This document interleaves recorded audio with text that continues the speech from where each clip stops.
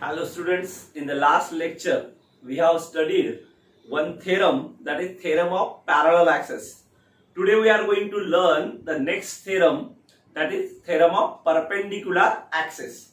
This theorem of perpendicular axis is related to planar bodies. Planar bodies means what? Just like a leaf of a plant, or just like a disc, just like a plain sheet. These are the examples of planar bodies. Today we will discuss this theorem, its statement, and then we will prove it.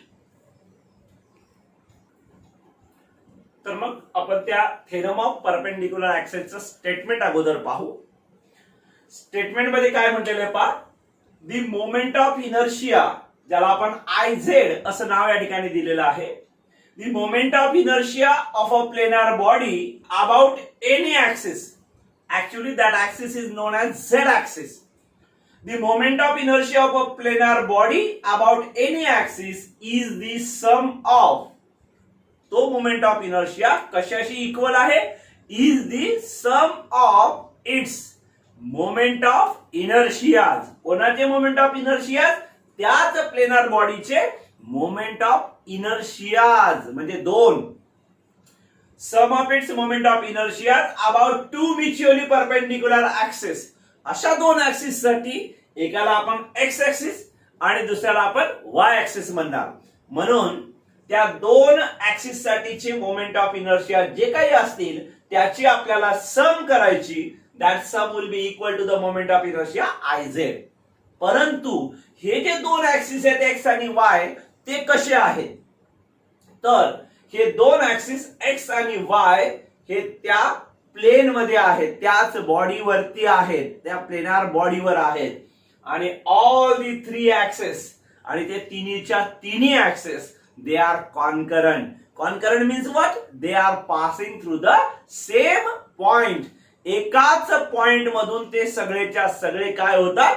Pass होतात. असे ते तीन axis आहेत. आता आपल्याला या थेरमचा proof पाहायचं आहे. आता ऍक्च्युअल मध्ये जे स्टेटमेंट आपण आता पाहिलं त्या स्टेटमेंट नुसार आपण असं म्हणू शकतो की सपोज बोर्डवरती दाखवलेली एक प्लेनार बॉडी आहे, प्लेन सरफेस आहे. त्या प्लेनार बॉडीचा मोमेंट ऑफ इनर्शिया आपल्याला फाइंड आउट करायचा about an axis passing through any point O. That axis is perpendicular to the plane of the figure. Suppose this is the planar body and this is our given axis about which the moment of inertia we should have to find out. This moment of inertia is denoted by Iz. ज्याला आपण सुरुवातीला म्हटलो, the moment of inertia Iz of a planar body about a z axis. त्या z axis त्याला आपण म्हणू. आता geometry मध्ये आपण तीन ऍक्सेस, थ्री डायमेन्शनल स्ट्रक्चर शिकलो, तीन ऍक्सेस शिकलो. त्यामधले हे तीन ऍक्सेस एक्स, वाय आणि झेड, हे तीन ऍक्सेस कसे असतात? They are perpendicular to each other, और we can call them as a mutually perpendicular axes. हा झेड ऍक्सिस आहे, हा सपोज एक्स ऍक्सिस आहे आणि हा सपोज वाय ऍक्सिस आहे. हे तीन ऍक्सेस एकमेकांना कसे? They are mutually perpendicular to each other. अशा या तीन ऍक्सेसचा कन्सेप्ट या ठिकाणी आपल्याला लावायचा आहे.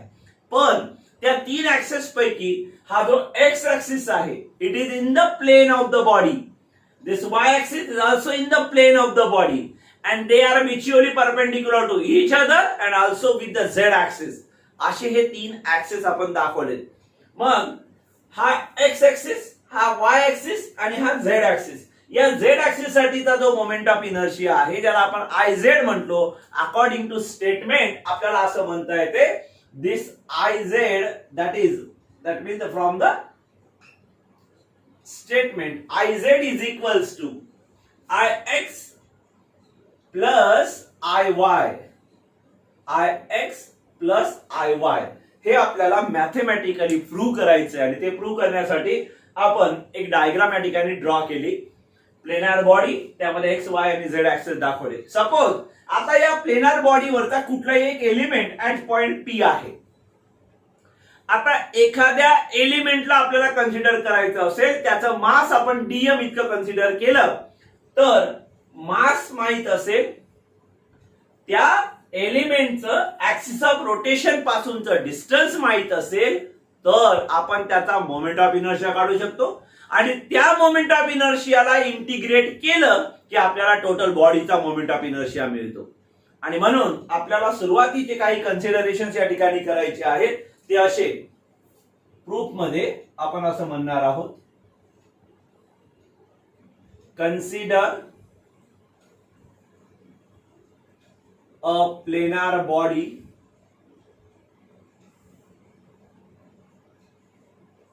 of mass m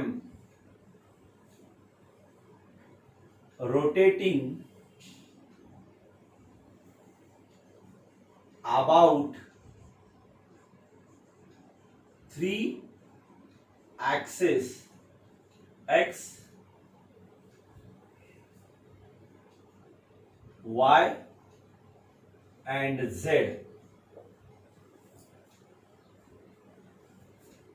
The moment of inertia of a body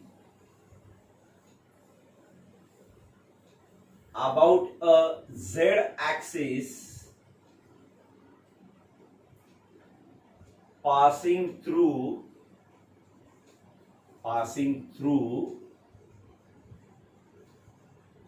any point O and perpendicular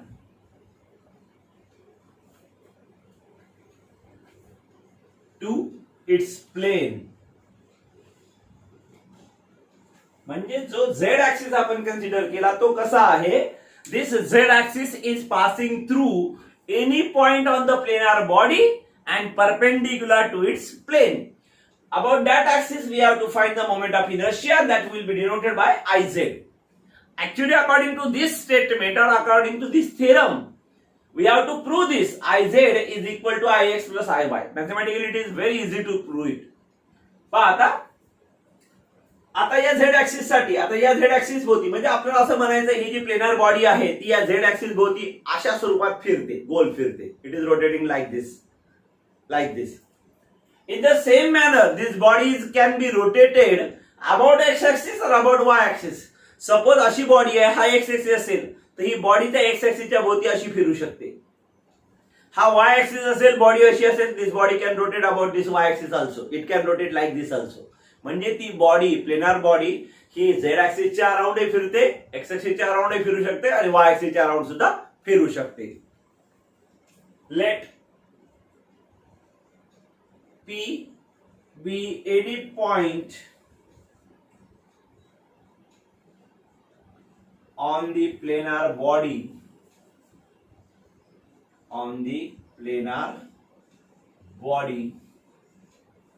P हा एक कुठलाही पॉइंट आहे जो त्या प्लेनार बॉडी वरती आहे. लेट O पासून म्हणजे झेड ऍक्सिस पासून OP is equals to I suppose small r. नंतर MP is equals to suppose आहे x and NP is equals to suppose आहे y. These are the perpendicular distances of that point P from the axis of rotation. पहा या z axis पासून, आता z axis कसा आहे, या plain वरती असा उभा आहे. सपोज या ठिकाणी तो पॉइंट आहे, या झेड ऍक्सिस पासून या पॉइंटचं जे डिस्टन्स आहे ते असेल ओपी, जे आपण दाखवलं ओपी, त्याला आपण डिनोट केलं बाय स्मॉल आर. त्यानंतर आता n या p पासून एक परपेंडिक्युलर टाकला n ऍक्सिस वर, x ऍक्सिस वर, आणि p पासून एक परपेंडिक्युलर टाकला y ऍक्सिस वर. याला नाव दिलं o n, याला नाव दिलं o m. आता हे y ऍक्सिस वरचं डिस्टन्स आहे म्हणून मी ते y ने डिनोट केलं. हे एक्स ऍक्सिस वरचं डिस्टन्स आहे म्हणून मी ते एक्स ने डिनोट केलं. पण ऍक्च्युअली इथे एक रेक्टँगल तयार झाला, कारण या दोन ऍक्सिस मध्ये 90 चा अँगल आहे. P पासून हा n इथे परपेंडिक्युलर आलेला आहे, P पासून हा m इथे परपेंडिक्युलर आलेला आहे, म्हणून हा झाला राईट अँगल ट्रायंगल. या ठिकाणी काय तयार झाला, हा आपल्याला रेक्टँगल मिळाला. या रेक्टँगल मध्ये हे परपेंडिक्युलर डिस्टन्स म्हणजे या एक्स ऍक्सिस पासून P या पॉइंटचं डिस्टन्स अलॉंग वाय ऍक्सिस ते आहे वाय, म्हणून हे झालं वाय. एक्स या वाय ऍक्सिस पासून या पी पॉइंटचं डिस्टन्स हे अलॉंग एक्स ऍक्सिस आहे एक्स, म्हणून हे सुद्धा झालं एक्स. आणि म्हणून ते डिस्टन्सेस आपण त्या ठिकाणी घेतलेत की ओपी हे डिस्टन्स आहे आर, एमपी हे डिस्टन्स आहे एक्स आणि एनपी हे डिस्टन्स आहे वाय. इथे एक गोष्ट लक्षात घ्यायची की एक्स ऍक्सिस पासूनचं परपेंडिक्युलर डिस्टन्स हे वाय ने डिनोट केलेलं आहे आणि वाय ऍक्सिस पासूनचं परपेंडिक्युलर डिस्टन्स हे एक्स ने डिनोट केलेलं आहे. आता या स्मॉल एलिमेंट ज्याचं मास आहे डीएम, त्याचा या ऍक्सिस साठीचा मोमेंट ऑफ इनर्शिया काढायचा असेल कोणाचा, या एलिमेंटचा, तर आपल्याला माहित पाहिजे त्याचा मास माहित आहे डीएम, आपल्याला माहित पाहिजे त्याचा डिस्टन्स माहित आहे R. Mass into distance square हा झाला त्याचा moment of inertia. Then again the moment of inertia the whole body घ्यायचा असेल तर त्याला इंटिग्रेट करायचं. आणि म्हणून the moment of inertias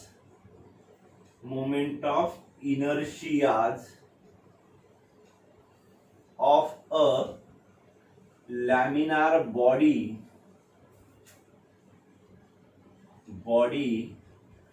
about x axis जर आपल्याला अगोदर घ्यायचा झाला तर तो असा घेता येईल. Ix is equals to integration of what integration? Distance np square into dm means distance y square into dm. याला मी म्हणतो equation number 1 Ix.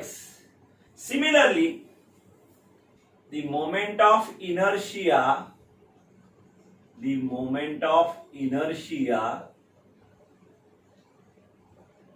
of a laminar body about y axis तो आपल्याला डिनोट करता येईल Iy and that will be equal to integration of x square into dm, equation second. Now look, actually we have to find for this z axis आणि म्हणून then the moment of inertia of a laminar body about z axis, this can be written Iz is equals to integration of r square into dm, equation number 3. This Iz, now look, r square here I have already stated, आपण आधी सांगितलं, काय सांगितलं की हा जो तयार झालेला जो आहे तो असा रेक्टँगल आहे, हे जे त्याचे अँगल्स आहेत ते राईट अँगल्स आहे. मग यामधला कुठला एक ट्रायंगल तुम्ही कन्सिडर केला, ट्रायंगल OMP, या ट्रायंगल मध्ये हा राईट अँगल आहे, त्या राईट अँगलच्या अपोजिट साइड OP ही हायपोटेनियस झाली. या हायपोटेनियस r चा square is equals to right angle form करणाऱ्या दोन साइडच्या स्क्वेअरचे सम असेल. आणि म्हणून आपल्याला असं म्हणता येईल दिस Iz can be written as integration of, instead of r square I will write y square plus x square into dm. y square plus x square into dm. त्याला जर आपण सेपरेट केलं, integration of y square into dm plus integration of x square into dm असं जर घेतलं, integration of y square into dm plus integration of x square into dm, हे दोन integration जे आहे ते इक्वेशन 1 आणि 2 मध्ये पहा. इक्वेशन 1 नुसार integration of y square into DM म्हणजे Ix असतो, इक्वेशन 2 नुसार integration of x square into DM बरोबर Iy असतो.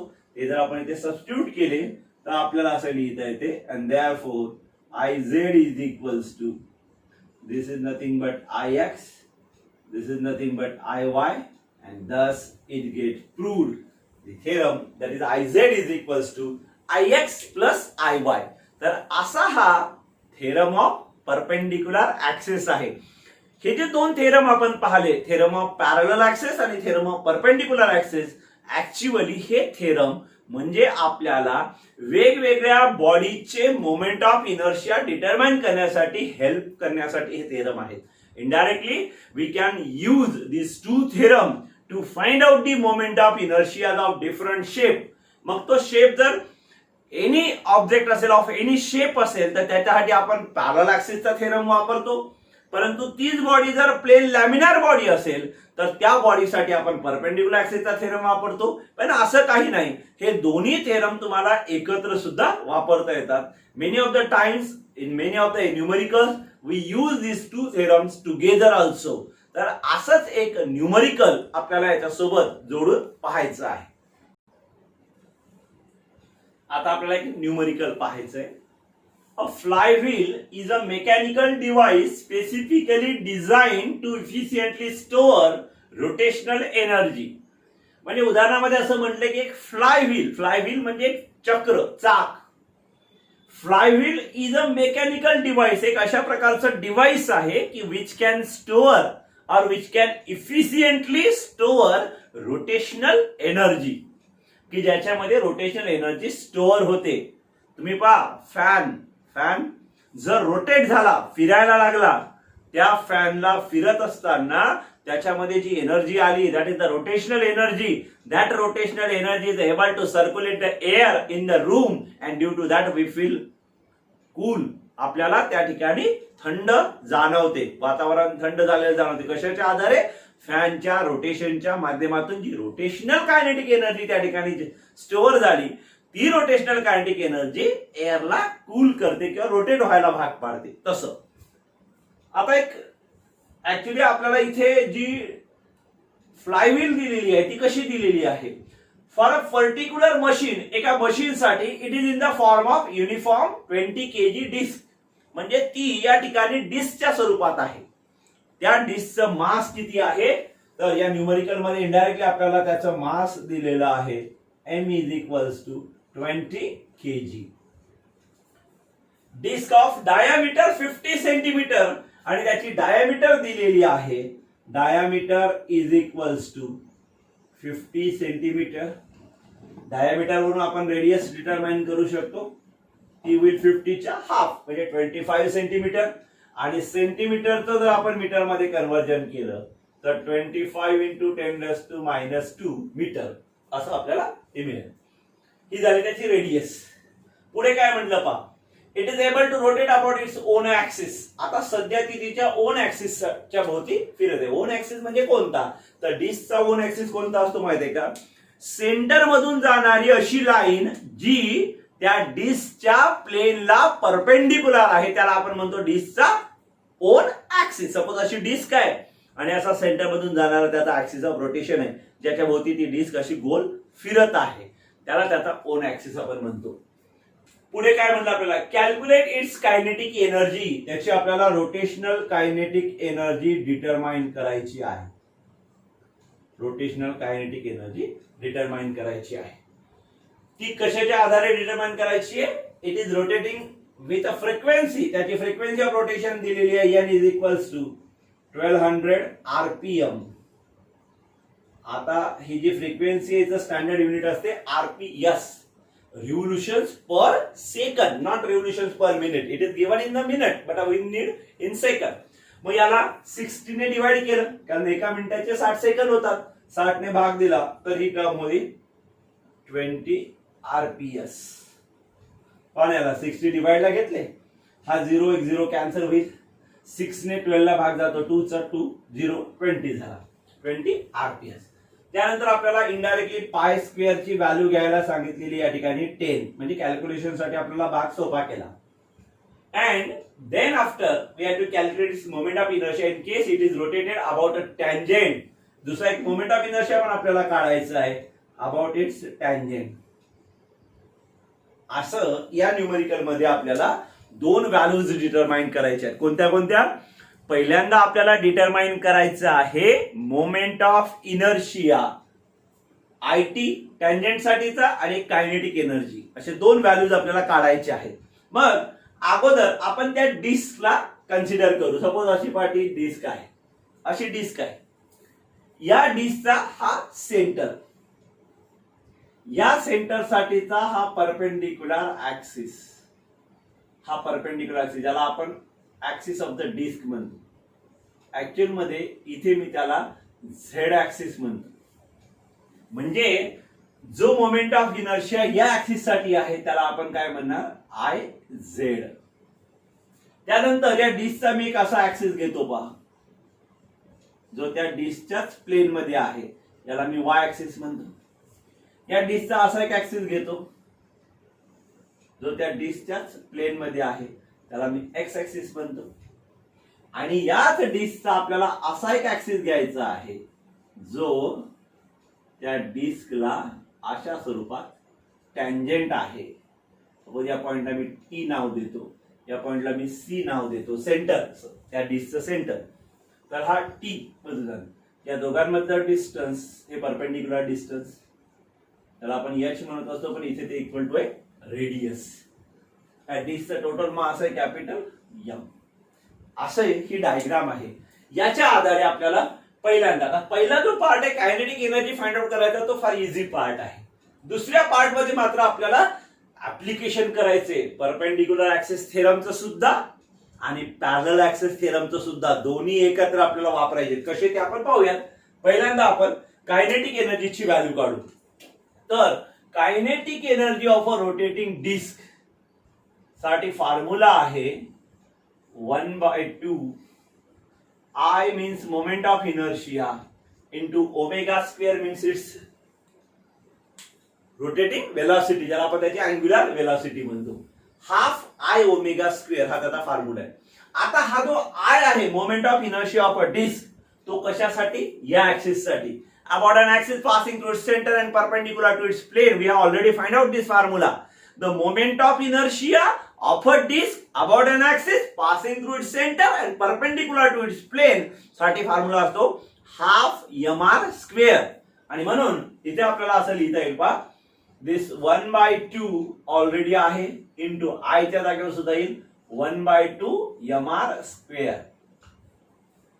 त्यानंतर ओमेगा, ओमेगा म्हणजे अँग्युलर वेलोसिटी, आणि ती अँग्युलर वेलोसिटी फ्रिक्वेन्सीच्या फॉर्म मध्ये लिहिता असते 2πn, त्याचा सुद्धा आहे स्क्वेअर.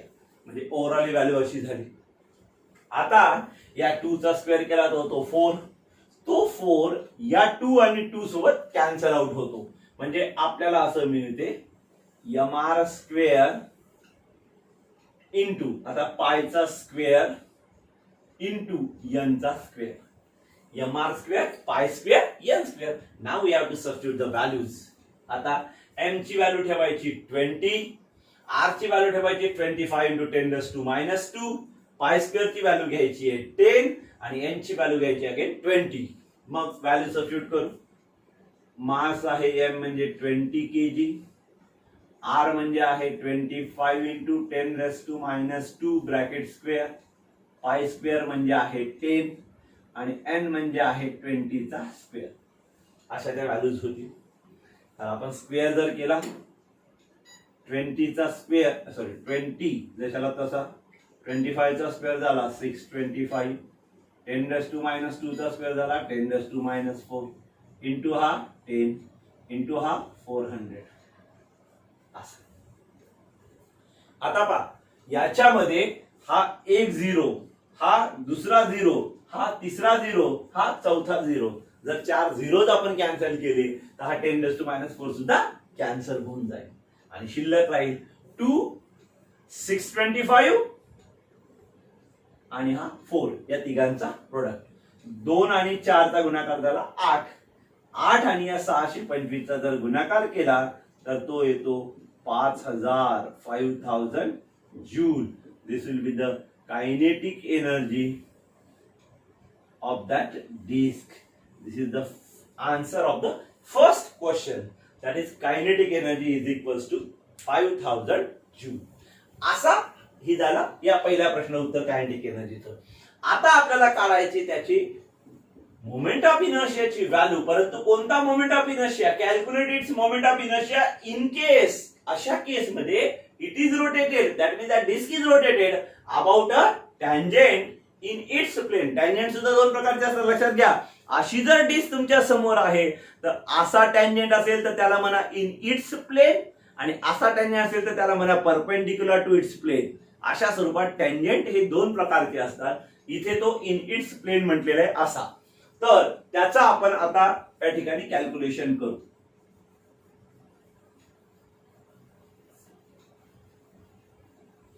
हा जो भाग आहे हा थोडासा तुम्हाला समजून घ्यावा लागेल, थोड्याशा काही गोष्टी त्याच्यामध्ये लक्षात घ्याव्या लागतील. आता या झेड ऍक्सिस साठीचा जो मोमेंट ऑफ इनर्शिया आहे आय झेड, ज्याची व्हॅल्यू घेतलेली आपण हाफ एम आर स्क्वेअर. ती कॅल्क्युलेट नाही केली ऍक्च्युली आपण, ती कॅल्क्युलेट करता आली असती पण आपण तिथे डायरेक्ट वापरली. हाफ एम आर स्क्वेअर हा जो मोमेंट ऑफ इनर्शिया आहे हा या सेंटर सी मधून जाणारा सुद्धा मोमेंट ऑफ इनर्शिया आहे. म्हणजे this is the moment of inertia of a body about an axis passing through its center, त्याच्या सेंटर मधून पास होणाऱ्या ऍक्सिस साठी. मग आता पहा, त्याच सेंटर मधून पास होणारा हा दुसरा एक ऍक्सिस आहे. कोणता? एक्स ऍक्सिस, जो या टँजंट लाईनला पॅरलल आहे. आपण पॅरलल ऍक्सिसचा थेरम शिकलो. त्या पॅरलल ऍक्सिसच्या थेरम मध्ये आपण काय म्हटलेलं आहे? The moment of inertia of a body about an axis passing through any point is equal to sum of its moment of inertia about an axis passing through its center of mass and the product of mass of the body and square of the distance between two parallel axes. तो mh square त्याच्यामध्ये addition असतो. तो म्हणजे आपल्याला या x axis साठीचा moment of inertia माहित पाहिजे. पण थोडंसं आकृतीकडे जर तुम्ही व्यवस्थित पाहिलं तर तुमच्या असं लक्षात येईल, हा एक्स ऍक्सिस म्हणजे त्या डिस्क साठीची डायमीटर सुद्धा आहे, म्हणजे तो डायमेट्रिक ऍक्सिस सुद्धा आहे. तर या डायमेट्रिक ऍक्सिसचा मोमेंट ऑफ इनर्शिया सपोज मी आय सफिक्स डी न डिनोट केला. जसा हा एक्स ऍक्सिस म्हणजे डायमीटर आहे तसा हा वाय ऍक्सिस म्हणजे सुद्धा डायमीटर आहे. त्याला पण मी आयडी म्हणतो, याला पण मी आयडी म्हणतो आणि याला मी आयझेड म्हणतो, आयसी पण म्हणता येईल. तर हा जो आयझेड आहे, आता आपण परपेंडिक्युलर ऍक्सिसचा थेरम शिकलो त्याच्यानुसार आयझेड इज इक्वल्स टू असतो I X plus I Y. IZ is equals to असतो I X plus I Y. बरोबर आहे. या आयझेडलाच आपल्याला म्हणता येते आयसी पण is equals to ID plus ID. ID plus ID 2ID is equal to झाला हा आयसी, किंवा याला आपण आयझेडच म्हणू. आयझेड हा I Z. I D is equal to झाला हाफ ऑफ आयझेड. आता आयझेड म्हणजे स्वतःचे half of M R square, कारण आपण ऑलरेडी याच्या आधीच्या कॅल्क्युलेशन मध्ये सांगितलेलं आहे हाफ एम आर स्क्वेअर. मग हा झाला I D is equals to 1/4 M R square. ही व्हॅल्यू अशीच राहू द्या, त्याचा आपल्याला पुढे काम पडणार आहे. कॅल्क्युलेट करत बसू नाही, फायनल कॅल्क्युलेशनच्या वेळेला त्याला कॅल्क्युलेट करू. आता हा डी म्हणजे डायमीटर आहे. तो डायमीटर म्हणजे सुद्धा सेंटर मधून जाणारा ऍक्सिस आहे आणि म्हणून बट मला असं म्हणता येईल आयडी म्हणजे दुसरं तिसरं काही नसून इथे आपल्यासाठी आयसी आहे, ज्याची व्हॅल्यू आहे 1/4 एम आर स्क्वेअर. आता हा आयटी मला काढायचा आहे, या ऍक्सिस साठीचा मोमेंट ऑफ इनर्शिया आयटी. तो ऍक्सिस म्हणजे अबाउट एनी पॉइंट मधून जाणारा ऍक्सिस आणि हा ऍक्सिस म्हणजे सेंटर मधून जाणारा ऍक्सिस. आपल्याला असं म्हणता येईल आयटी म्हणजे I O using parallel axis theorem. Using parallel axis theorem. या थेरम नुसार काय असतं पहा, I O is equals to I C plus M H square, असा तो थेरमचा फॉर्म्युला आहे. आता इथं आयओ म्हणजे आपला आयटी आहे, ज्याची व्हॅल्यू आपल्याला काढायची आहे. आयसी म्हणजे आपला आयडी आहे प्लस एम जशाला तसा आणि एच म्हणजे आर, आर स्क्वेअर. आयडी म्हणजे 1/4 एम आर स्क्वेअर प्लस हा 1 एम आर स्क्वेअर. दोघांची ऍडिशन जर केली तर ती होते 5/4 एम आर स्क्वेअर, अशी ती व्हॅल्यू झाली. I T is equal to 5/4 M R square. आता फक्त व्हॅल्यू सबस्टिट्यूट करा एम आणि आर ची आणि कॅल्क्युलेट करा. तर आयटी इज इक्वल्स टू होईल 5/4 इंटू एम म्हणजे 20 आणि आर म्हणजे 25 इंटू 10⁻⁻² ब्रॅकेटचा स्क्वेअर.